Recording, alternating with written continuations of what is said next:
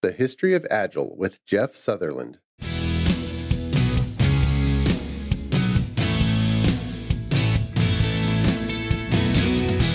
The Azure DevOps Podcast is a show for developers and DevOps professionals shipping software using Microsoft technologies. Each show brings you hard-hitting interviews with industry experts, innovating better methods, and sharing success stories. Listen on to learn how to increase quality, ship quickly, and operate well.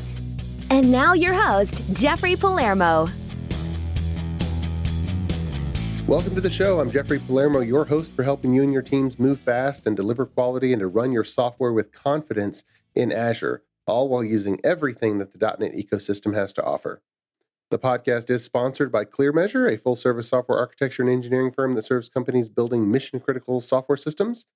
And quick announcement, we are in our second year of our leadership forums. We have two. We have a software architect forum and a software leadership forum for managers and executives. And these are peer advisory groups. The architect forum is more on the technical side, and the software leadership forum is more on the managerial and executive side. And we understand learning technical topics for developers, really easy. There's tons of resources out there. But for people leading groups of developers and teams and departments of developers, it's a little bit harder to find. And so I facilitate these forums on a monthly basis, and we get together your peer professionals and have some really good, robust discussions. So sign up at the link in the show notes, and you can also go to clearmeasure.com/forums and sign up there. I'm really excited about our guest today on the show, and our guest is Jeff Sutherland. And Jeff is the co-creator of Scrum and a leading expert on how the framework has evolved to meet the needs of today's businesses.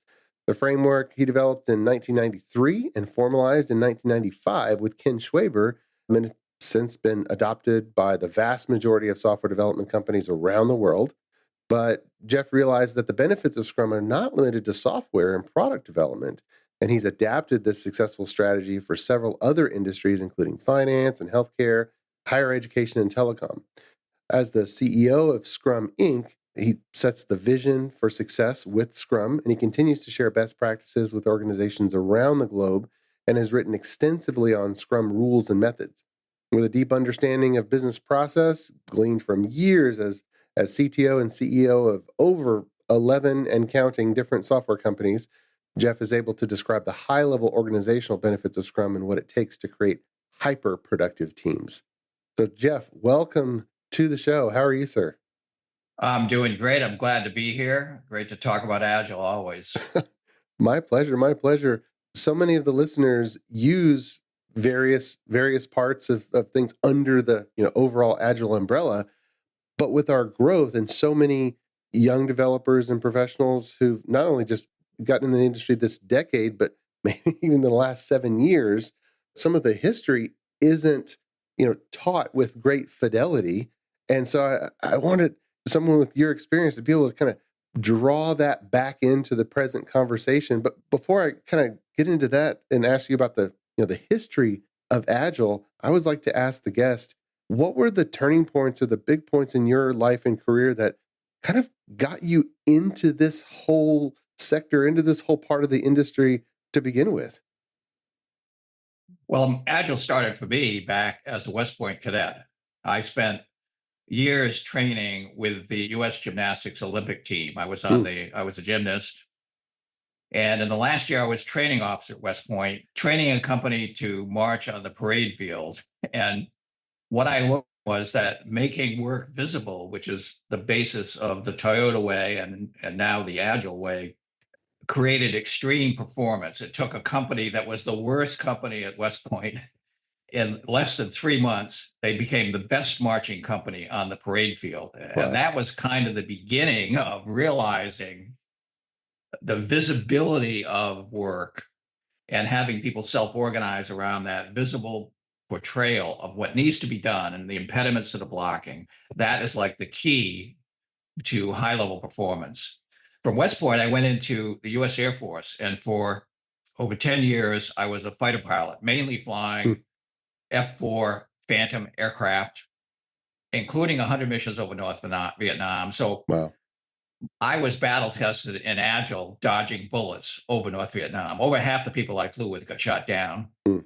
And I was the co-pilot or the wingman of the base commander, who was the last surviving ace of World War II.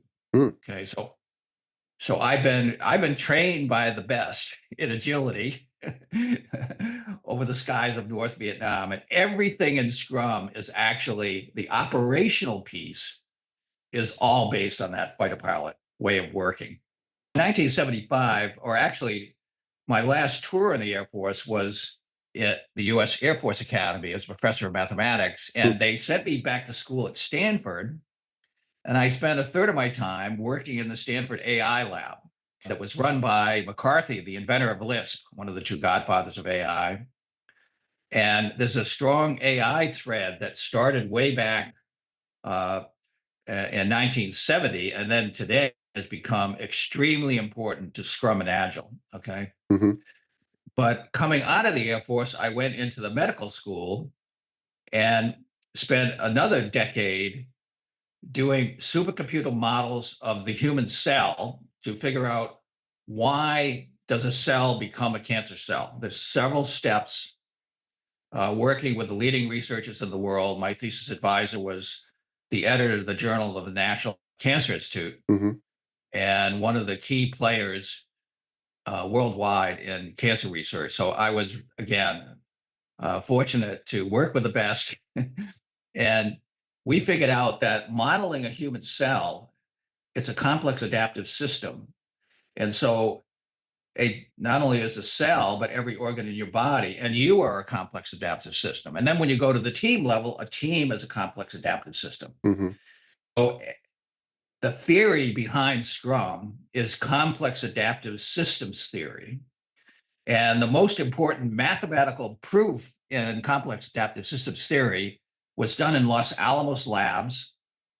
And it was a paper on artificial life simulation on the computer, which showed that systems evolve faster if the degrees of freedom are maximized up to the edge of chaos. Mm. And when I read that, it was about, I think, 1987, I read that. The light bulb went off. I was running this huge banking project that was years late, tens of millions of dollars over budget. And I said, wow, this project is stuck because it has too many controls, too many reports, too many meetings. They can't get anything done. We need to unleash the teams, maximize the degrees of freedom, build autonomous, self-organizing teams based on complex adaptive systems theory. That is the root of Agile. And most people never even talk about that. They don't even know what that is, right? Right. And that's why we have so many failed Agile teams out there. 58% of Scrum teams, Agile teams in general, are late, over budget, with unhappy customers. Mm-hmm. It's so bad that when you try to get ChatGPT to work with you in Scrum, I have GPTs now working with me in Scrum. They don't know how to do Scrum because they're trained on the internet. Mm-hmm. It's only when we put the red book behind me, Scrum, the art of doing twice the work in half the time, we put that into the GPT, and then all of a sudden, the GPT immediately knows how to do Scrum planning, how to create buffers, how to do estimation, how to set up sprints.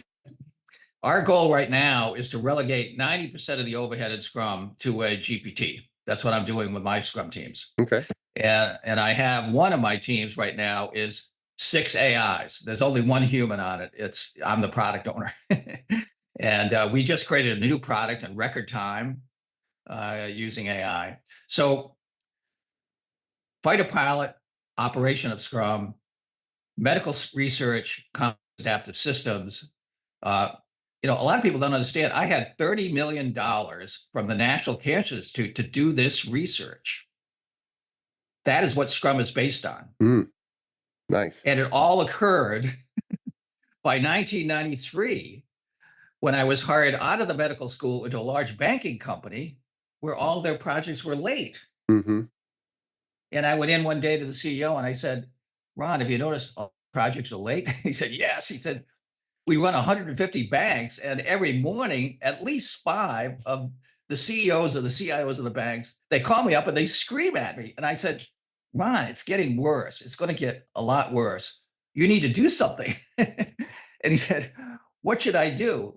And I said, we can't fix the whole bank at once. Let's take the worst division in the bank, the one that's losing the most money, and you give it to everybody, sales, marketing, support, all the development, finances, and I'll run that using a complex adaptive systems model, small autonomous collaborating teams. And you and the senior management can be my board of directors. And once a month, we can check in. The rest of the time, you're going to have to stay out of there because you just screw it up like all the waterfall projects you've got running. So if you do that, I will fix one division. And it worked. And he said to me, he said, Jeff, that's going to be a big headache. Do you really want that? I mean, you're working with all the technology. That's fun stuff. You're going to have to take something that's broken and actually fix it. I said, we need to do it. Give it to me. So he did. Within 6 months, that was the most profitable business unit in the entire bank. It went from the worst to the best. And we did it by implementing what we call today Scrum at Scale. It was the first prototype of Scrum at Scale in 1983. So a lot of Agile people, the Agile Manifesto was written in 2001. Right. They think that sprung out, spontaneously out of nowhere. No.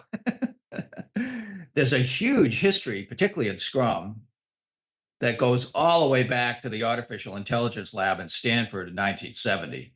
And it took, the first real prototype was 1983.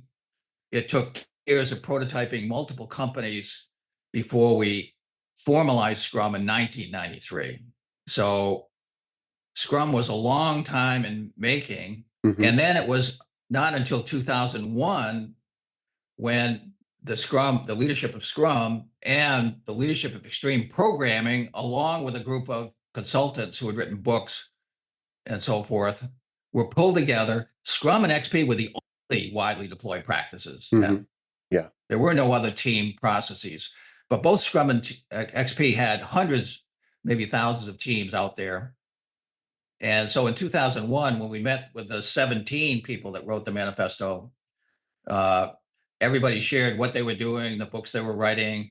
The XP guys shared XP, the Scrum guys shared Scrum. And then we agreed on the umbrella, the Agile Manifesto values and principles that applied to both Scrum and XP and also fit with what the consultants were doing and writing and coaching and so forth.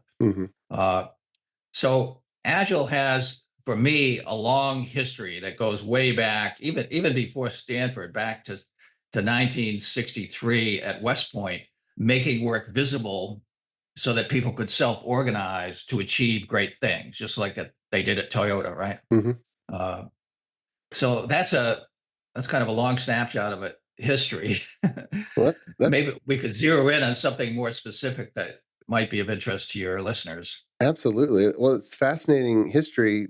And you fast forward to 2024, and the present day common discussion on Scrum is haggling over sprint lengths and when should we do backlog grooming, like really in the weeds things, almost like getting back to dogma about specific process points as opposed to the theory that you mentioned. So what can we point listeners to anchor them back to the theory of complex systems so that they can understand the essence of what they're trying to do? Well, I've written a new book to try to go back through all the fundamental things that led to Scrum and Agile. And it's called First Principles in Scrum. And I'm actually I implemented Scrum and with multiple AIs working with me. And our goal was to do a new chapter every sprint, and we do weekly sprints. So we are now up to 46 chapters, and both Amazon and LeanPub have advised us we need to split it into multiple volumes. Yeah. So today I'm launching the volume 1, First Principles in Scrum Foundations. And this talks about the beginning of the technology stack for Agile. So one of the things I've done with is to try to explain this is to go back to the telecom stack. There's an OSI telecom stack. Okay. That is 7 layers. Okay, so At the bottom layer, there's a physical layer that the wire connects everything. Then there's a data link layer, network layer, transport layer, session layer, presentation layer, and then the application layer, and your iPhone works. Mm-hmm. So what people don't really know what's going on there, but if anything in one of those layers breaks, guess what? Everything's Your broken. iPhone breaks. Yeah. Well, we have a technology stack in Agile that the book is all about, and it is 8 layers. So we start at the physical layer in physics. Okay. And I was trained as a radiation physicist and became a professor of radiology. So I'm well grounded in physics. And a lot of the early thinking, and again, I was funded by the National Cancer Institute to do all this research in the radiology department. And so a lot of that early thinking is all around figuring out the physics of the human cell and using radiation therapy to kill cancer cells. I mean, it's all physics, right? You have to Mm-hmm. understand quantum physics to do radiation therapy. Yeah. So the book starts with physics. And today, the most amazing thing is Wolfram's physics project. Wolfram was a professor of physics at Caltech. He was a protege of Feynman, one of the most famous Nobel laureates in the last century. And he got bored being a physics professor, so he went and started a company and built this product called Mathematica, which is the leading simulation tool for physics, mathematics. Mm-hmm. And because he's a theoretical physicist, he has a lot of theoretical physicists in his company building software for the simulation tool. And they said, why don't we simulate the universe? Mm-hmm. Started to build a simulation of what is actually going on. Yeah, talk about a complex system. At the molecular level. Hmm. And one of the first things they found out was things are unpredictable. Mm-hmm. To predict even when a project is going to be done requires infinite computing power. The simulations have to run to before you know what's going to happen. This is the root of Agile. Yeah. You can't know what's going to happen until it happens, right? Yeah. So that means that all of biology, the next level in the Agile technology stack is biology.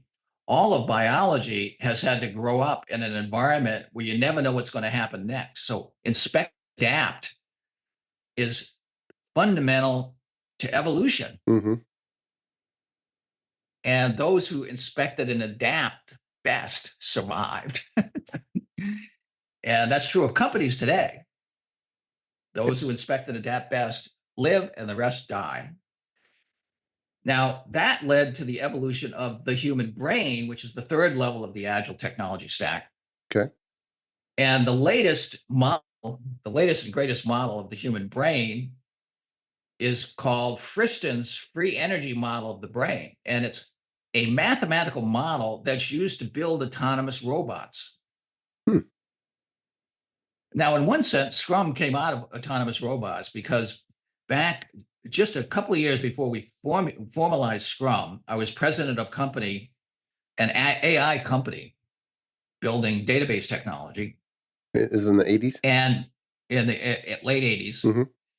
and early 90s. And it was about 1990, 91 that 5 guys from the MIT AI lab walked down the street to my company and they said, we need some development space because we're starting a new company. It's going to be called iRobot. And will you rent us some space? So for the next few years, they worked right in my development area.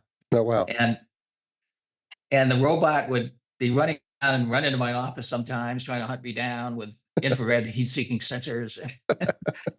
And on Fridays, we'd always have happy hour. And often their professor would come by, Professor Rodney Brooks, who developed the what he called the subsumption architecture for autonomous robots, because these robots have no database. They only have streaming data from sensors. Mm-hmm.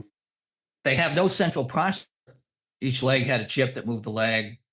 chip in the spine, coordinated legs, and a neural network chip in the head.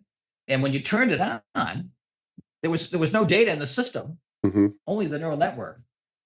And you turn it on, and all of a sudden the thing starts, it has multiple legs. It kind of looks like an octopus kind of flapping. And in less than a minute, it's on its feet. It looks like a baby learning how to walk. And in about 3 minutes, it's running around the room. Like, Professor Brooke, that's amazing. From nothing, you boot up this really smart robot. And I said, I think we could take some of those developers back at the bank. We could implement some simple rules like you've implemented on the robot. And I bet you we could boot up a super smart team that's super fast in a week. Do you think that's possible? And Professor Brooks said, I don't know, but I think you should try it. So I did. It's called Scrum. Now, you mentioned that a lot of people are arguing about how long sprints should be. Okay, these people are not doing what those robots did, right? Right. And because of that, they're slow and they're late and their customers not happy. And so it's agile in name only, most of out there. And what a lot of people say, well, agile is dead, right? Maybe the marketing of it, the old marketing. The old agile is dead because what's happened, we have the physics, biology, neuroscience. Out of biology came complex adaptive systems through simulation of artificial life. Scrum was directly an implementation of complex adaptive systems. Scrum at scale takes it to the organizational level. But now what's emerging is Scrum and AI, and it is extreme agile.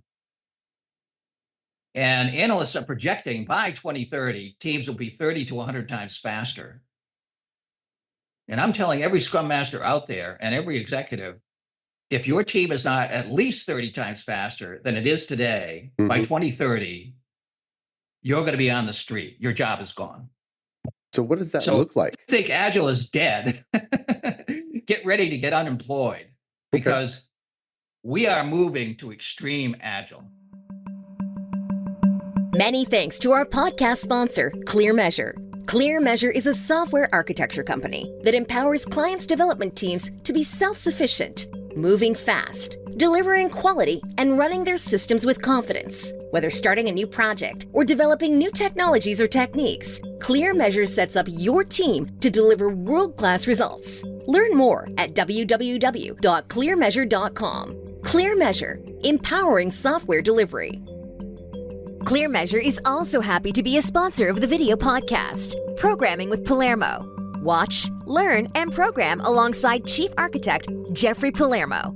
Videos are added weekly and available on syndicated locations supporting video podcast or by visiting palermo.network. Tune in today. That's interesting that in the late 90s or in the 90s, extreme programming was the other approach. And are those terms going to come back together? Extreme Scrum or extreme Agile? That's the term I'm using right now, extreme Agile, because when you start working with an AI team,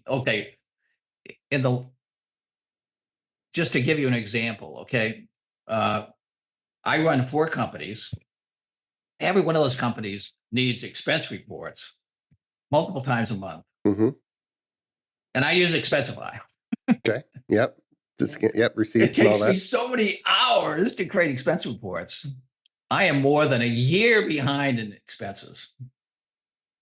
So I said, my only hope is to get the AI to do it because I'm getting later and later. It's not getting better. I'm getting further and further behind. So we've been using AI on the Scrum teams. I work with 2 Scrum teams every day with 2 different companies. And we've been using AI on the Scrum teams. And I thought, why don't I create a new product with a team that's only AIs and see what we can do? A product that completely takes away expenses and does them for me. No more expense reports. Okay.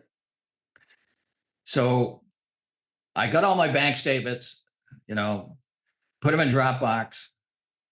And then I turned the AI loose. I said, here's all the data. Over a year behind expense expense reports. Let's build a system that generates them all. And in 5 one-week sprints, it generated all the expense reports for 4 companies for an entire quarter in 1 second. And it's correct? Absolutely. So you said it's completely auditable. Now, what people don't realize, the AI is not doing the expense reports. The AI is figuring out how to write Python code, which is auditable and provably correct and traceable back to the original invoice. So I have to dig into this. You said you're the product owner, and also I'm going to say you're the software architect. And absolutely. And you have 6. You said 6 AIs, but 6 what's? 6 computers, 6 programs.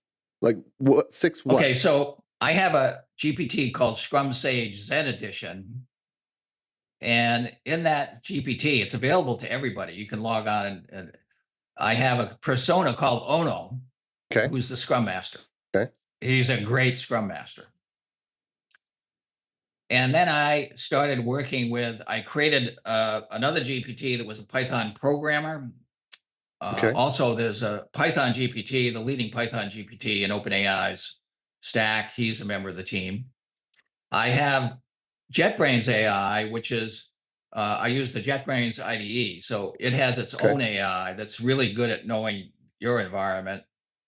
And the leading coding products is called GitHub Copilot. It's a partnership between GitHub AI and Microsoft. And I started using Claude AI, who has evolved to be the lead programmer for the team. But we use all the AIs to solve problems.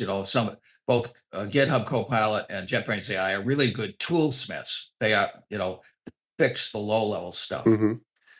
But Claude is the only AI that's smart enough to understand the complete system, which is dozens of modules, right? It's a full-blown, essentially full-blown banking system, right?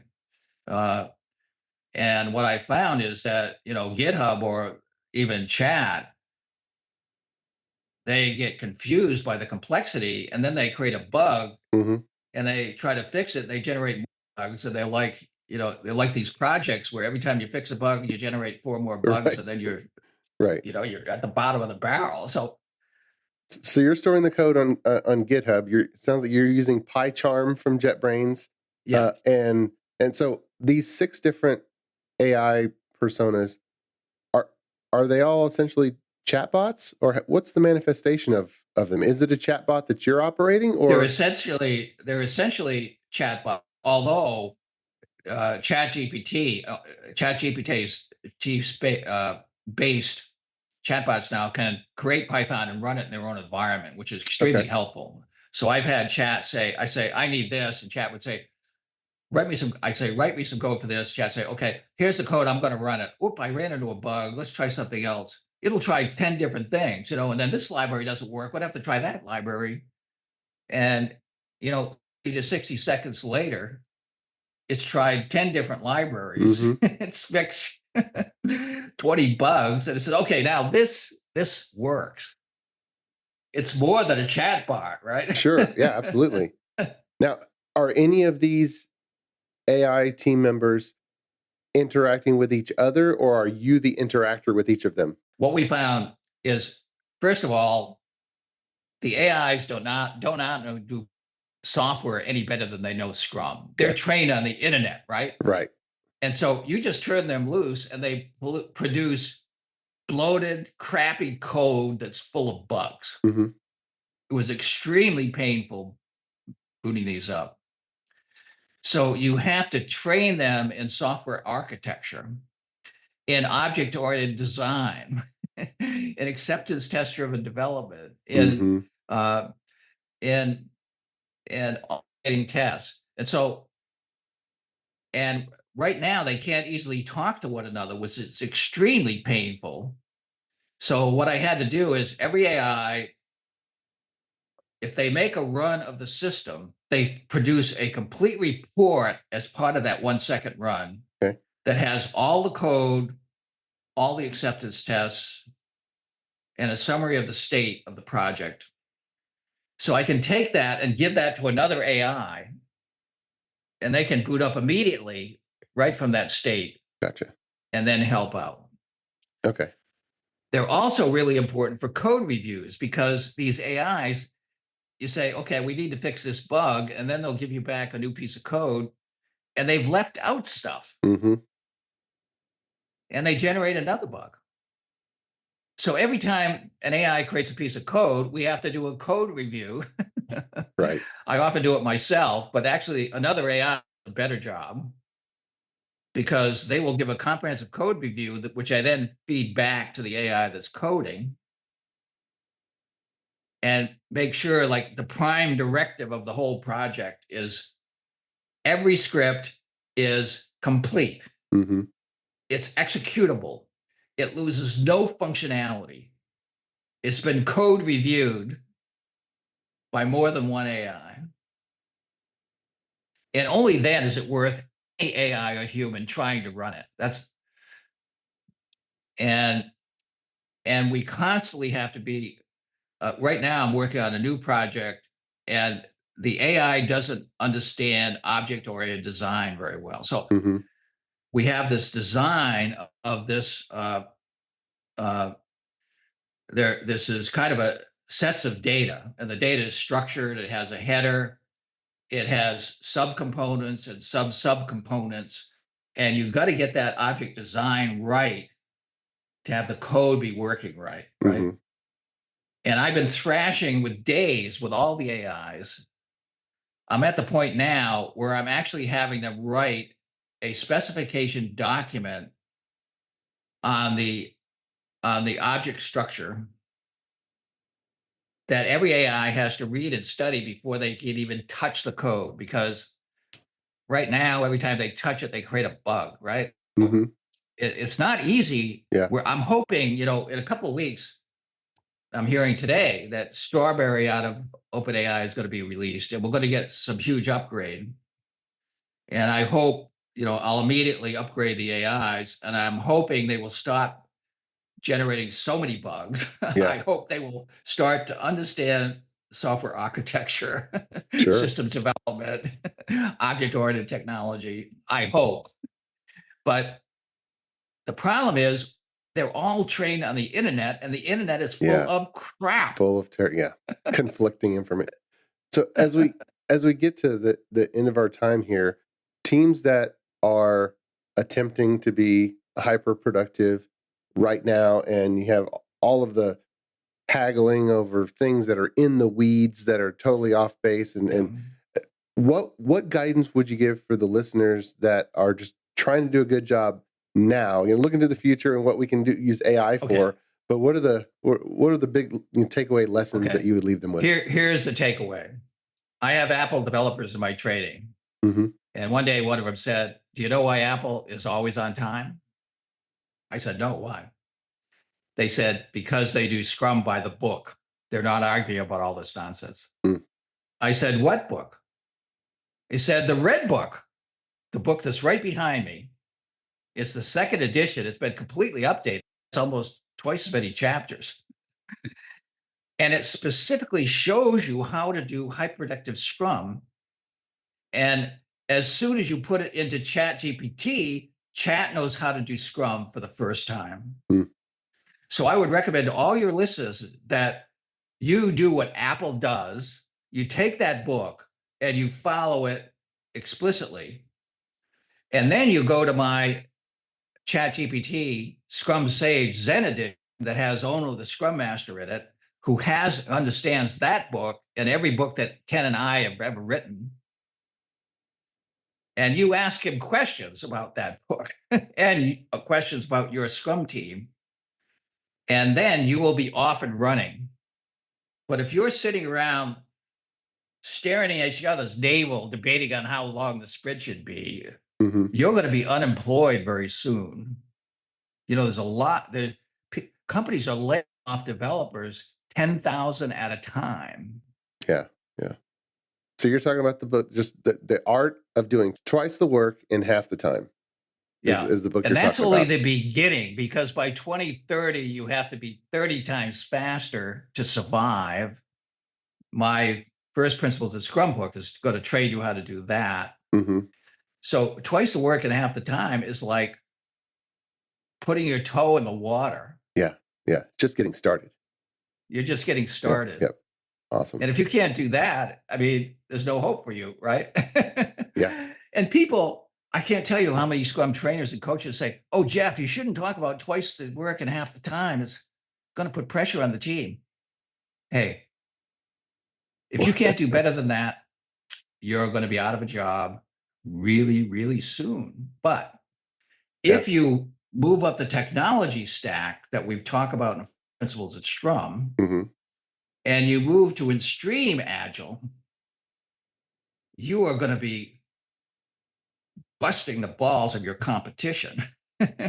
Yeah. And you're going to be there when everybody else is fading away. So, All right. Extreme Agile. Start with twice the work and half the time, and then go to extreme Agile and first principles of Scrum. That will show you how to do it. Okay. We'll include links to those books in the show notes and everything we talked about. Jeff Sutherland, thank you so much for coming on the podcast and sharing about the history of what became Scrum and the theory behind it, and also your current work and predictions, guidance into the future. It's fascinating for me, and I know for the listeners. So thank you so much. I've never been more excited about Agile. Yeah. So you really need to get with where things are going right now, which is huge. So Jeff, is there any way that listeners can get involved with the work that you're doing? Well, the most interesting work I've done in the last month or two is work with a bunch of AIs to create this new expense report program that automatically does all your expenses without you have to use any app. Mm-hmm. And right now I'm looking for beta users. So anybody that's interested can send an email to support@quickaireports.com. And the way it works, I give you a link to an AI, and the AI starts talking to you and says, "Well, here's what I need to do all your expense report for you." Mm-hmm. And then just walks you through, and you create a little Dropbox folder with all your bank statements in it and give the AI that link, and the AI does all your expense reports. Nice. You never have to use another expense report app again, ever. That would be awesome. How great is that? That would be awesome. That'd be awesome. All right. So what's the email address again? Support@quickaireports.com. All Perfect. one word, quickaireports.com. Perfect. All right. And you'll be working directly with me, but also with the AI who's going to do most of the heavy lifting. Nice. Nice. All right. And dear listener, thanks for being with us. And until next time, keep shipping. You've been listening to the Azure DevOps Podcast, a show for developers and DevOps professionals shipping software using Microsoft technologies. Go to www.azuredevops.show for show notes and other episodes. On behalf of your host, Jeffrey Palermo, and our sponsors, thanks for listening, and may God bless you.